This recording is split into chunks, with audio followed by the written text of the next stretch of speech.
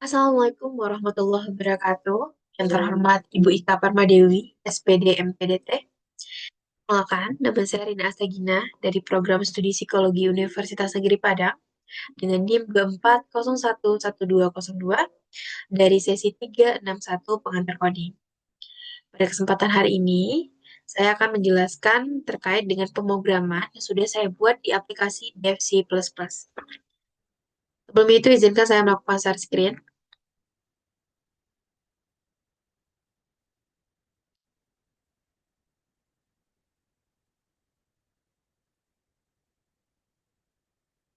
Baik, sebelum kita lanjut ke pemrograman di aplikasi Depsi++, saya akan melampirkan terlebih dahulu laporan yang saya sudah buat. Memang dengan tujuan pembuatan video ini bertujuan untuk memenuhi tugas ujian akhir semester pengantar coding. Nah, laporan ini adalah laporan soal nomor 1. Di dalam laporan, saya sudah mencantumkan screenshot program dan juga output dari program yang sudah saya buat. Oke, kita selanjutnya akan masuk ke aplikasi DFC++. Tapi sebelum itu, instruksi yang ditujukan untuk nomor satu, soal nomor satu ini, yaitu buatlah sebuah program DFC++ dengan instruksi sebuah tokoh buku memiliki daftar buku yang terdiri dari 10 buah buku beserta harganya. Buatlah program yang dapat melakukan pencarian buku berdasarkan judul buku dan menampilkan harga buku. Nah, bagaimanakah programnya atau outputnya, itu kita bisa lihat di aplikasi DFC++. Saya akan share aplikasi DFC++. Hmm, Nah, ini dia. Baik, yang tertera di sini, itu adalah eh, bentuk aplikasi DFC++ yang sudah dijalankan programnya. Jadi sudah dibuat ya program di sini dengan nama Rina Astagina, NIM saya, dan juga soal satu searching. Nah, di sini saya akan menjelaskan bagiannya dari baris per baris. Nah, pada bagian satu dan 2 ini adalah include. Include itu adalah bagaimana cara kita bisa memulai program. Ketika kita mulai program di aplikasi, include ini adalah permulaannya. Nah, IOStream ini itu berguna untuk input maupun output. Misalnya kayak chin, out. Nah, itu nanti jelasnya kita akan bahas di yang soal nomor 2. Itu nanti teman-teman bisa melihat. Nah, sedangkan di bagian string itu berguna untuk tipe data string. Pada bagian using namespace std di nomor 3 ini itu berguna untuk ketika kita menulis std di depan code atau chin itu tidak perlu dituliskan. Nah, selanjutnya untuk mempermudah saya agar tidak ada kesalahan penyebutan kata, saya akan menunjukkannya dengan nomor-nomor yang di samping ini. Selanjutnya pada bagian 5 ya, sini ada in mind ya. Nah, ini adalah bagian yang paling penting dan fungsi utama dalam program. Kalau nggak ada in mind, itu tentunya nggak bisa digunakan program kita. Karena in mind ini adalah bagian program yang mana penentu apakah program itu bisa dijalankan atau tidak. Tuh. Nah, pada bagian 6 itu ada cons in jumlah buku sama dengan 10. Nah, ini pada bagian 6 ini itu adalah berapa jumlah data yang kita masukkan ke program kita ini. Di sini ada 10. Gimana caranya kita memastikannya ya? Ini bisa dilihat ya datanya gitu. Ada 10 data buku yang sudah kita masukkan ke dalam pemrograman kita. Nah, sedangkan pada bagian ins harga buku itu adalah jumlah. Nah, ini menunjukkan ya, menunjukkan harga dari buku yang sudah kita eh, masukkan ke program kita seperti itu. Nah, pada bagian code daftar buku ini menampilkan bagian daftar buku. Sekiranya nanti ketika kita apa namanya akan membuat tampilan di output di output kita nanti itu akan kelihatan ini pada bagian 33 ini itu akan menampilkan daftar bukunya. Nah, pada bagian 34, nah di sini itu 34 dan 35 itu adalah bagian eh, yang mencetak daftar buku satu per satu dengan harga yang masing-masing. Yang harga masing-masing yang sudah tertera di pemrograman awal tadi ya, yang sudah kita jelaskan di awal tadi. Nah, pada bagian string cari judul ya, ini nanti kita akan masukkan judul yang mana yang mau kita cari gitu di datanya. Nanti di output itu akan kelihatan. Selanjutnya pada bagian goal eh, ditemukan files, false bacaannya, tulisannya. Nah, ini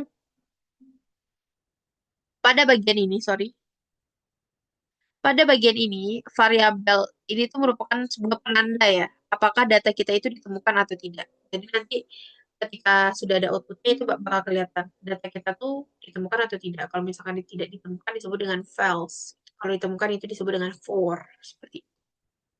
Nah, pada bagian ini, for, ins, ini sampai break, nomor 47, ini itu adalah di mana nanti program kita itu akan melakukan pencarian dengan metode linear search.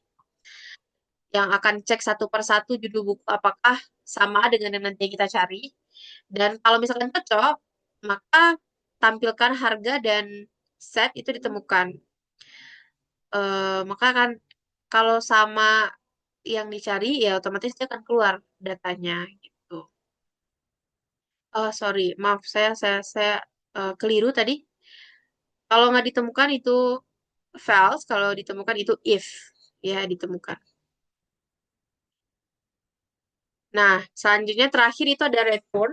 Nah, pada bagian return ini adalah penunjuk bahwa program yang kita jalankan itu sudah sukses. Programnya sudah sukses. Nah, apakah memangnya sukses atau tidak? Kita bisa lihat dari outputnya. Caranya tinggal compile saja.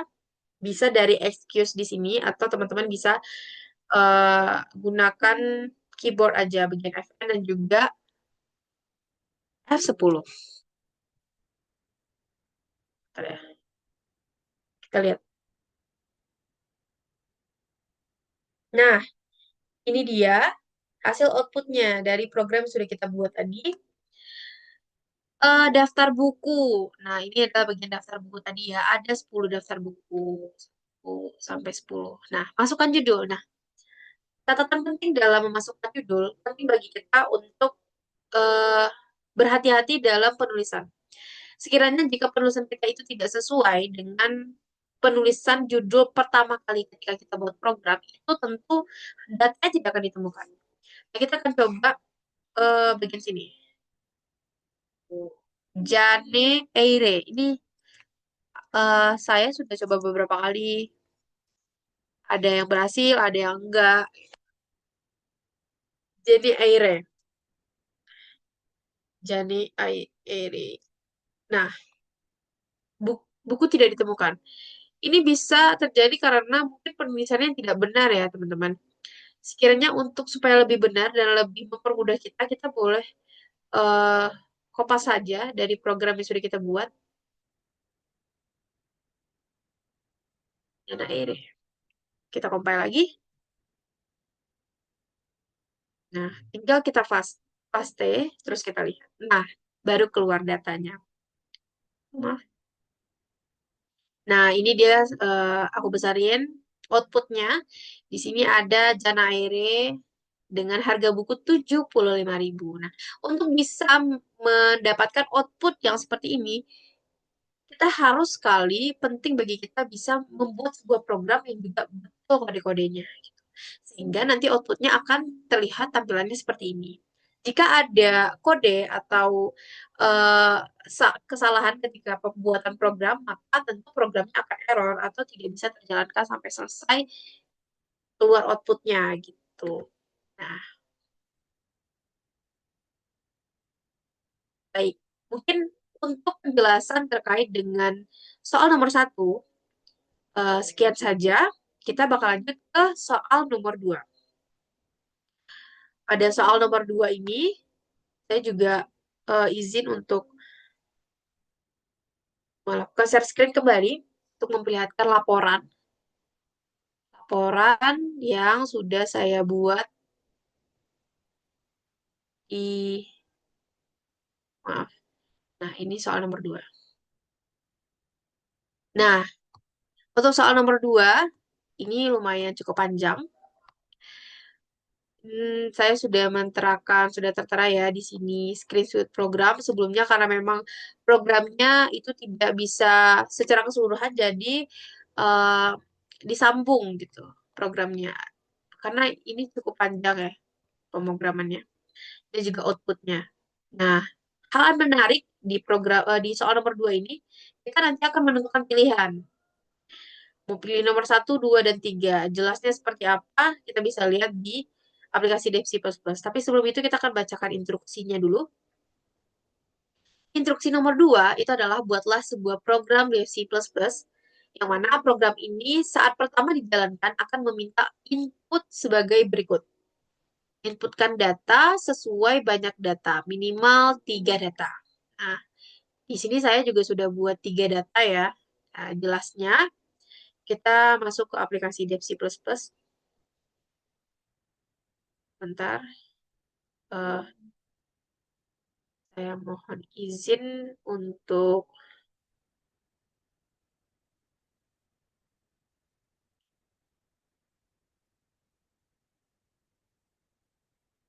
lanjut ke yang kedua.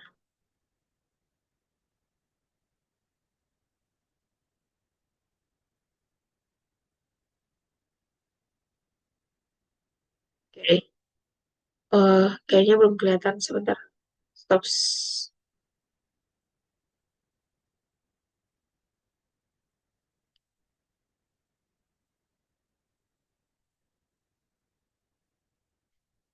Nah, ini ya sudah terlihat. Seperti yang sudah penjelasan tadi bahwa ini adalah tampilan dari aplikasi Dev C++. Kita lanjut untuk menjelaskan bagian-bagiannya. Nah, untuk secara keseluruhan, setiap program ini ada beberapa apa ya kode-kode yang memang sekiranya memang harus ada dalam program kayak include, terus juga istream, terus juga inline. Ini adalah salah satu fungsi yang paling penting ya, fungsi utama dalam sebuah pemrograman. Gitu. Nah, kita akan jelaskan nomor 1 dulu. eh IOStream. Nah, IOStream ini adalah bagian untuk mengizinkan kita menggunakan cheat, terus juga code dan lain-lain. Nah, kayak kayak code, cheat. Nah, ini adalah bentuk programnya ya. Terus ada Getlin. Nah, yang mengizinkan program ini itu adalah bagian using namespace ini gitu. Nah, lanjut pada bagian struk penduduk ya. Nah, bagian struk penduduk ini itu berguna sebagai struktur untuk menyimpan data satu orang penduduk.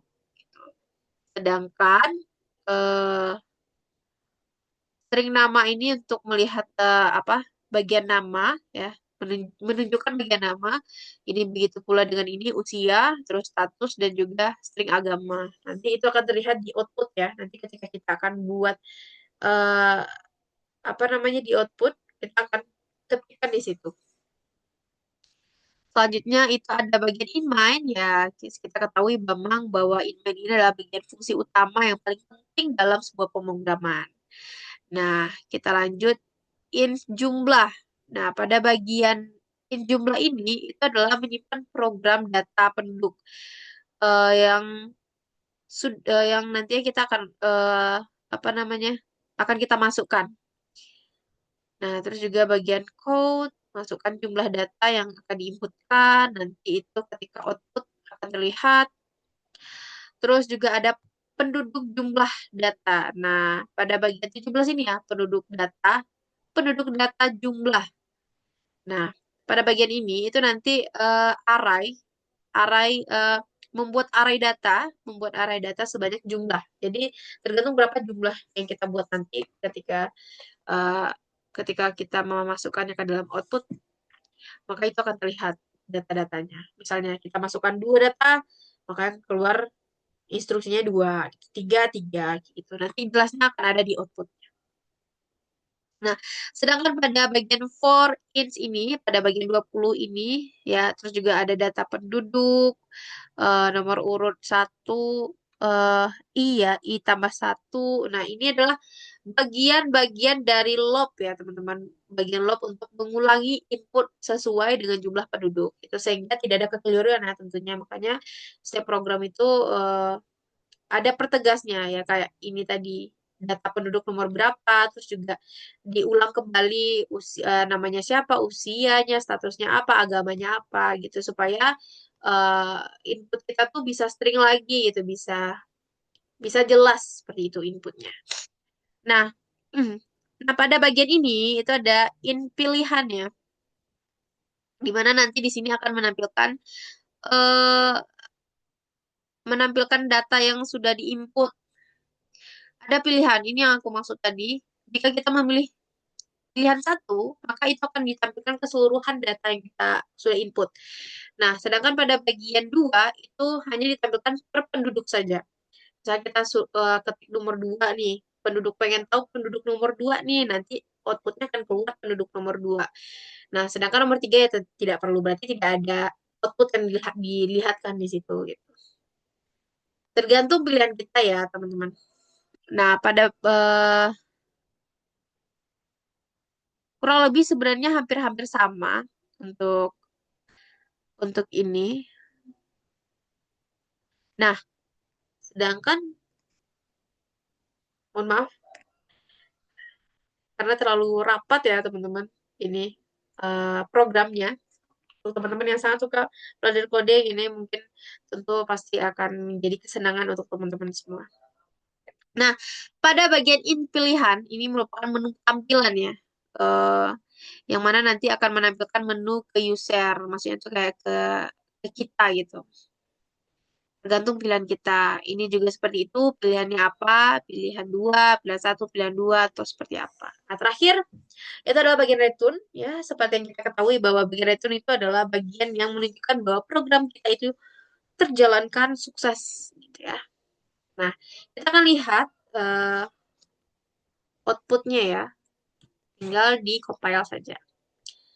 Nah, ini dia yang aku bilang tadi bahwa kita akan menginput terlebih dahulu data. Nah, karena instruksinya itu ada tiga data, kita akan buat tiga data di sini. Untuk nama pertama, kita boleh buat Ika, usianya mungkin 23, statusnya di sini mungkin boleh buat statusnya belum menikah ya.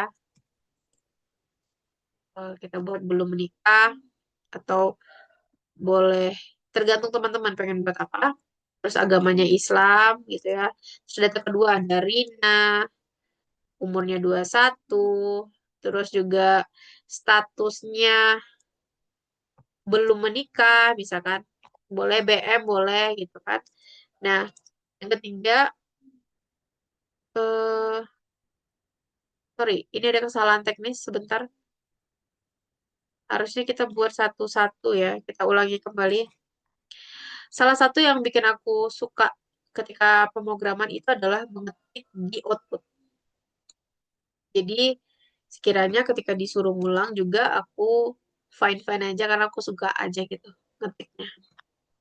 Nah kita buat lagi ada tiga. Terus namanya kita buat Ika ya. Usianya 23. Terus statusnya B itu belum menikah.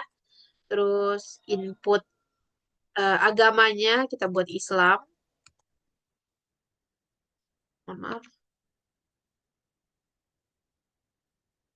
Oke, nah yang kedua itu ada Rina, umurnya 21, terus statusnya juga belum menikah, terus input agamanya Islam, terakhir aku buat hari. Ya, tergantung teman-teman datanya mau buat apa, terus juga input usianya kita buat 27 tahun, statusnya juga belum menikah, terus agamanya Islam. Nah, ini dia output yang keluar dari hasil pemrograman yang kita sudah buat tadi. Nah, input data penduduk sebanyak 3 orang selesai. Itu outputnya. Nah, tapi di sini kita bisa memilih. Kita mau milih, kita dikasih pilihan nih. Selanjutnya untuk pemrograman ini, kita mau pilih nomor berapa gitu. Nah, misal aku ambil contoh ini, kita mau ambil nomor 2. Nomor 2, yaitu tampilkan per penduduk. Enter. Nah, masukkan nomor urut penduduk yang ingin ditampilkan. Misalnya aku pengen nomor 3. Tinggal dibuat. Nah, nanti setelah sebentar aku besarkan dulu namanya. Nah, setelah kita sudah menentukan pilihan, maka akan terdata di sini. Data penduduk ketiga itu ada Ari, harusnya di sini hari ya. Usia 27, status belum menikah, agama Islam. Nah, memang sudah terdata seperti itu ya, teman-teman. Oke, jadi memang pada dasarnya sebenarnya bisa kita lihat memang dalam penulisan program itu sangat berpengaruh untuk output. Jadi apa yang kita tuliskan di program tentu itu outputnya. Kalau misalkan outputnya tidak keluar berarti memang ada yang salah dalam pemrogramannya. Kalau error berarti ada salah dalam pengetikannya. Tergantung, makanya dalam pembuatan program sangat perlu hati-hati sekali agar program kita itu bisa retun atau sukses seperti itu. Nah, sekiranya segitu saja Miss Arina sampaikan. Mohon maaf jika ada kesalahan, baik itu dalam penyampaian, penjelasan maupun tingkah laku dan pengucapan. Sekali lagi Rina ucapkan terima kasih banyak. Dengan Rina tutup dengan wassalamualaikum warahmatullahi wabarakatuh. Sampai jumpa.